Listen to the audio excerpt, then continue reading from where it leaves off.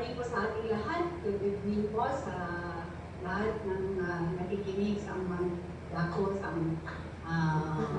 dako ng mundo. Ano po ay salamat sa pagkakataon na ito po na tayo po ay nagkasama-sama sa pamagitan po ng online Bible study upang patuloy na tayo po ay makapakinig ng kanyang salita dahil ang salita ng ating Diyos ay kailangan natin para sa ating spiritual life.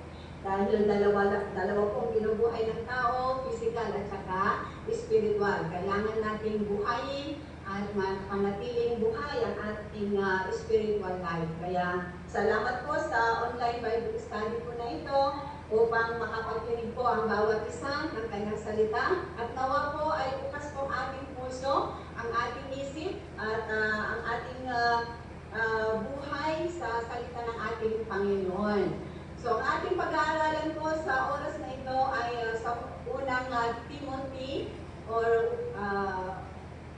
unang Timoteo po sa chapter 6 mula verse 11 hanggang verse 12.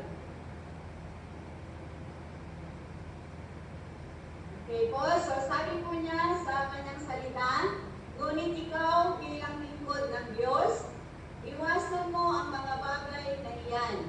Sikapin mong mamuhay ng matuwid, banal, may matibay na pananampalataya, mapagmahal, mapagtiis at mabait sa kapwa. Sa verse 12 po,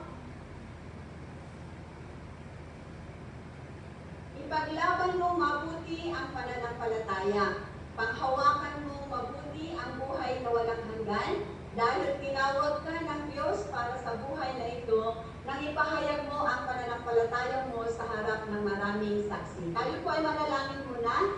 Dakilang Diyos, aming Ama, patuloy po na kami ay lumalapit po sa inyo upang sa ganun po Diyos ay pagkalooban niyo po kami ng lubos na kaunawaan sa iyong salita, Panginoon. Dahil ang iyong salita ay buhay at makapangyarihan, Lord, I pray na yung message ni Panginoon ang siyang share sa umagang ito. At tulungan niyo po, anoint niyo po ang iyong lingkod ng Diyos at ang bawat isa na makikinig na maunawaan po nila mabuti ang iyong mensahe. Ang pagkilos ng iyong banal na Espiritu, Panginoon, sa buhay namin, pagtuturo din ng iyong banal na Espiritu, ang pinapahintulutan namin, O Diyos, na kumilos, O God, sa umagang ito, sa araw na ito. Salamat, Panginoon, pinupuri ka namin sa pangalan ni Jesus, ito po ang aming dalangin. Amen. Okay po, sa verse 12, meron po siyang sinabi po dyan na ipaglaban mo mabuti ang pananampalataya. Ano po? So, kailangan natin sumampalataya sa ating Panginoon.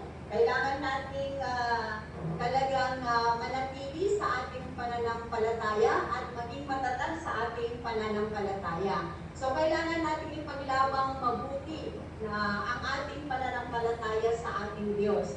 Kasi ang pananampalataya sa Panginoon, sabi nga, hindi po hallelujah lang. Ang pananampalataya sa Panginoon, kailangan din po yung katatagan, kailangan po yung talagang pakikipaglaban para sa ganun po ay manatili po tayo na nakatayo at matatag sa ating pananampalataya sa Kanya. So, ngayon po, paano po tayo makikipaglabang mabuti sa ating pananampalataya? Meron po siyang nabanggit po dyan sa verse 11. Paano po natin ipaglaban ng mabuti ang ating pananampalataya? So, una po na makikita po natin sa verse 11, ngunit ikaw bilang lingkod ng Diyos, sabi niya. So, tayo po ay naging lingkod na ng Panginoon kapag tayo po ay tumanggap sa Kanya, tinanggap natin ang ating Panginoon Jesucristo sa ating buhay, at tayo po ay nanalig sa Kanya, tayo po ay patuloy na kikinig ng Kanyang salita. So, tayo po ng mga lingkod ng Diyos, tayo po ng mga anak ng Diyos, tayo po ay tinatawag na lingkod na ng Panginoon or anak na ng ating Diyos. Paano natin ipaglaban ang ating pananampalataya? Kasi meron po tayong mga may laban po, meron po digmaan talaga sa ating pananampalataya. So, paano natin maipaglaban na mabuti ang ating pananampalataya? So, una po na makikita din po natin dito ay sabi niya, Ngunit ikaw bilang lingkod ng Diyos, iwasan mo ang mga bagay na iyan. Okay? So, meron pong mga bagay na pinaiiupas po sa atin. Pag titignan po natin sa mga unang verses, meron po yung ang tao kasi ay hindi po namumuhay sa godliness, kaya hindi po kamontentuhan ng tao. Meron po yung tinatawag na may mga kasalanan doon, nabanggit din po doon, na meron din po yung love of money. Kaya pinaiiwas po tayo sa kasalanan. So una po, na gagawin po natin para na kung paano natin may paglabang mabuti ang ating pananampalataya, una po ay pag-iwas sa mga kasalanan. Okay po? Pagtatagumpay sa mga kasalanan. Kailangan natin pagtagumpayan. Magtagumpay po tayo sa anumang kahinaan, anumang kasalanan dito sa mundo. So alam ko po, kailangan na may pagbabago sa ating mga buhay. Kapag tayo po ay nakakilala, nagpapasalamat po tayo, dahil nandiyan po ang salita ng Panginoon na gabay natin, magtuturo sa atin kung ano yung mga dapat na iwasan at kung ano ang dapat na gawin natin. Lalo na, nagpapasalamat po tayo, nandiyan ang banal na Espiritu na siya magbibigay ng kapangyarihan at lakas sa atin upang mapagtagumpayan ang mga kasalanan. Lahat naman po tayo, kahit ako po, makaranas din, may mga bagay na addiction po before. Pero sa tulong ng Panginoon, sa pamagitan ng pagpapalaya din ng Panginoon sa aking buhay, napagtagumpayan. At habang nandito po tayo sa mundo, marami pa po talagang mga kasalanan sa mga paligid natin. Marami pong mga tukso. Marami pong either pagka meron kang pagsubok sa buhay, may time din matukso ka na magkasala. Pero kaya nga sabi niya, ipaglaban mong mabuti ang iyong pananampalataya. Okay po?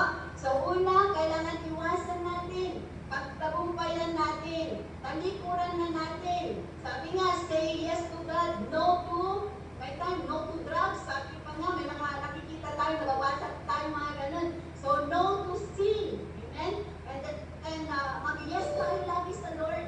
Kasi para po sa ikabubuti natin at ikaliligtas ng ating kaluluwa. Napakaganda po na talaga tayo po ay sumampalataya sa ating Panginoon at sumunod sa Kanya. So makakayanan natin ang lahat sa pamagitan ng kalakasan na ipagkakaloob ng ating Diyos sa atin. Sabi po niya sa Romans 12 verse 21, huwag kayong padaig sa kasamaan, huwag kayong padaig sa kasalanan o kasamaan, kundi daigin niyo ng mabuti ang kasamaan. So huwag tayong patalo.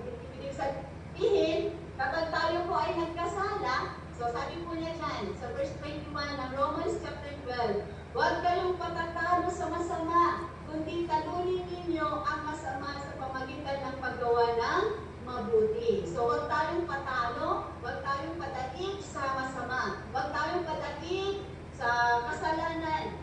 Kaya pagka nagkakasala po ang tao, talagang talunan po siya. Pagka na talagang nahuhulog po siya sa pagkakasala, ay talagang natatalo siya. Pero salamat na nandiyan ang Panginoon. Andiyan ang kanyang banal na Espiritu, siya ng salita ng ating Diyos na siyang tutulong sa atin. Amen? Magpursige lang tayo na talagang gawin kung ano yung kalooban ng ating Diyos. So, may paglalaban mo, yung pananampalataya mo ng mabuti kapag talagang umiwas ka sa mga kasalanan o kasamaan. Okay po, balik po tayo dun sa 1 Timothy chapter 6 kanina, sa verse 11 po, B, yun po ay 11A. Ngayon naman po ay dun po tayo sa 11B. Sabi niya dyan, sikapin mo muna, yung una po ngunit ikaw bilang lingkod ng Diyos, iwasan mo ang mga bagay na iyan.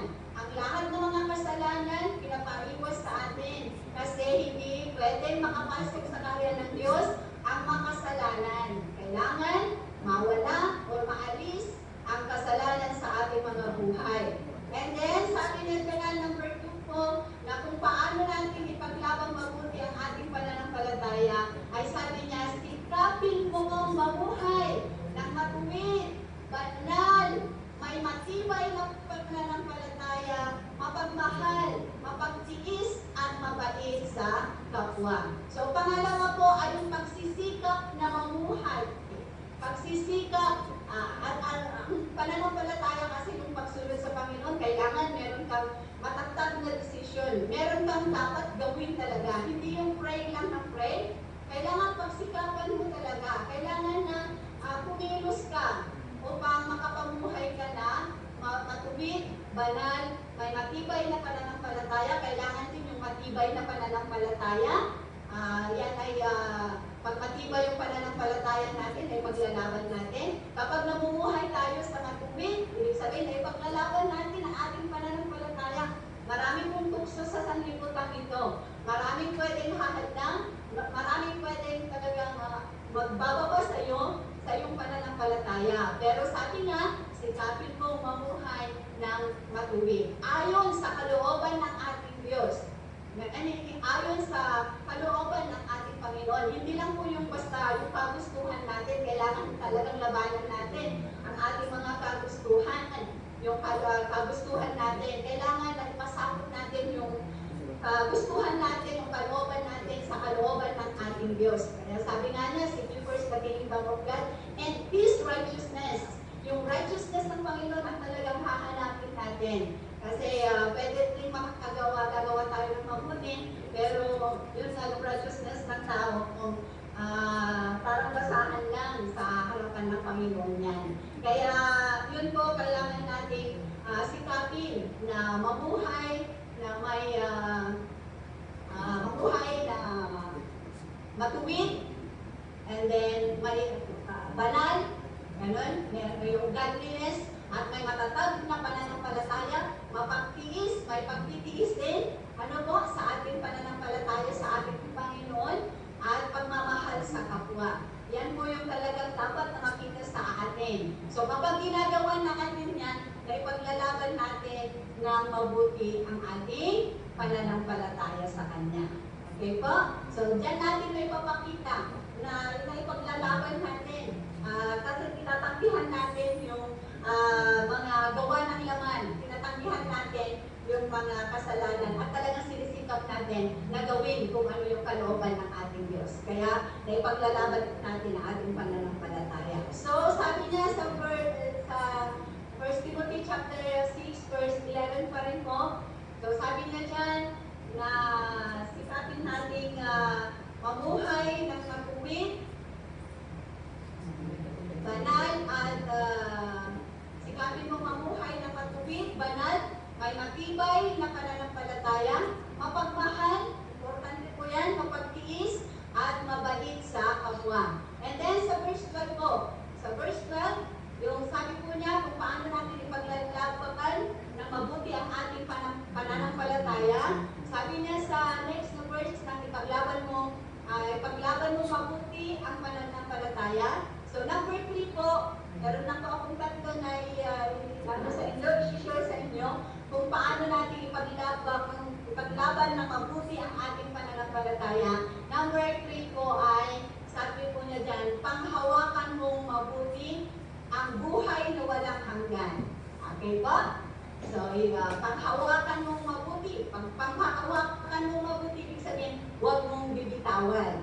Amen? Huwag mong bibitawan ang buhay na walang hanggan na in-offer na ng Panginoon sa atin. Kapag tayo po ay sumampalataya sa ating Panginoon, sabi nga niya sa 1 John chapter 5, verse 11 and 12,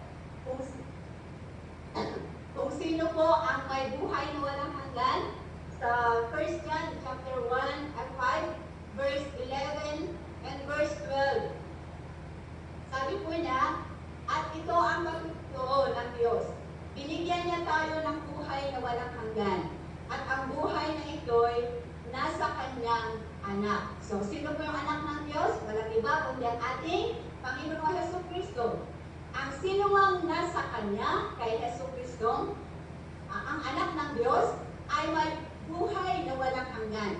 So, pag tayo po ay na kay Kristo, tayo po ay nananampalataya kay Kristo, tayo po ay anak na ng Diyos, sabi niya dito, ay tayo po ay may buhay na walang hanggan. Buhay na walang hanggan po yan.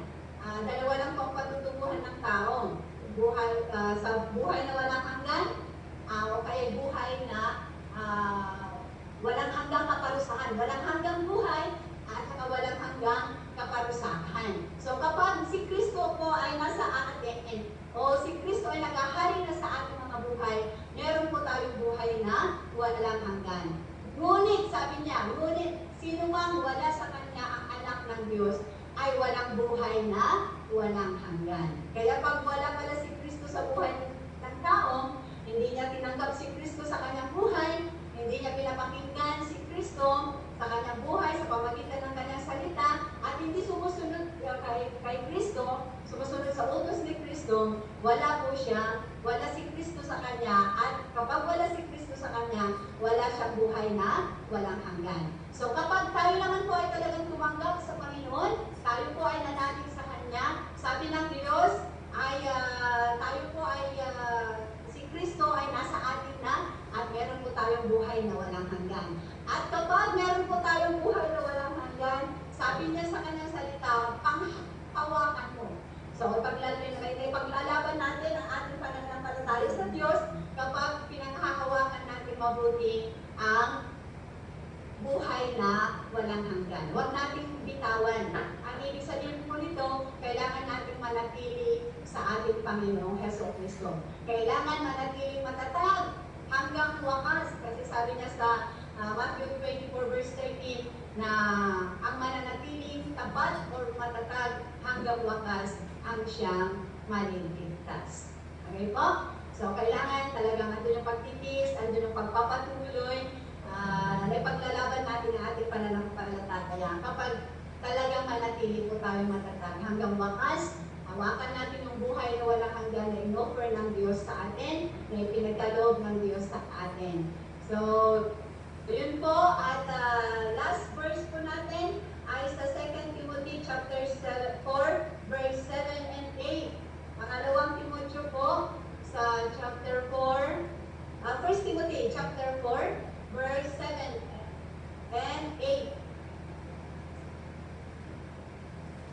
Si Apostle Paul po, ito po yung sinabi ni Apostle Paul.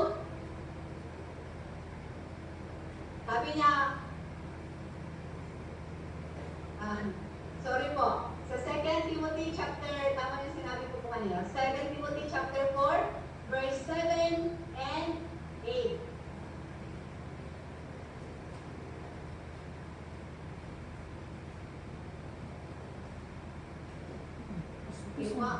So sabi niya, puspusan akong nakipaglaban sa paligsahan. Natapos ko ang dapat kong takbuhin, na natili akong tapat sa pananampalataya. At ngayon, may inilaan ng Diyos sa akin na korona ng katwiraan. Ibibigay ito sa akin ng makatarungang Panginoon sa araw ng paghuhukom niya. At hindi lang ako ang bibigyan, kundi maging ang lahat ng nananabik sa pagbabalik niya. So, hindi lang po para kay Apostol Pablo, kundi sa lahat, sabi niya dito, at hindi lang ako ang bibigyan, kundi maging ang lahat ng nananabik sa pagbabalik niya, sa pagbabalik ng ating Panginoong Jesucristo. So, tayo po, inintay po natin ang pagbabalik ng Panginoon, at malapit na po siyang darating anytime, kaya kailangan natin ihanda ang ating sarili. Kailangan natin ipaglaban ang ating pananampalataya. So, sa paanong paraan po, natin ipaglaban ang ating pananampalataya? Sa verse po natin ay kailangan iwasan natin ang mga kasalanan. Ang kasalanan hindi pwede makapasok sa kaharian ng ating Diyos. Kailangan natin pagtagumpayan ang lahat ng kasalanan o kahinaan natin. And then, pangalawa, pagsikapan natin mamuhay ng katuwid, banal, may matatag na pananampalataya, pag-ibig, may pagmamahal, matyaga, at may pagmamahal sa kapwa-tao. And then, sabi niya, panghawakan natin. Huwag natin basta-basta baliwalain or magaalang sa sa paghawak, kundi kailangan tatagan natin ang paghawak sa pinangako ng Diyos sa atin. At manatili tayo sa ating Panginoong Jesucristo upang makamtan natin ang lubos na kaligtasan. Thank you po, and God bless us all.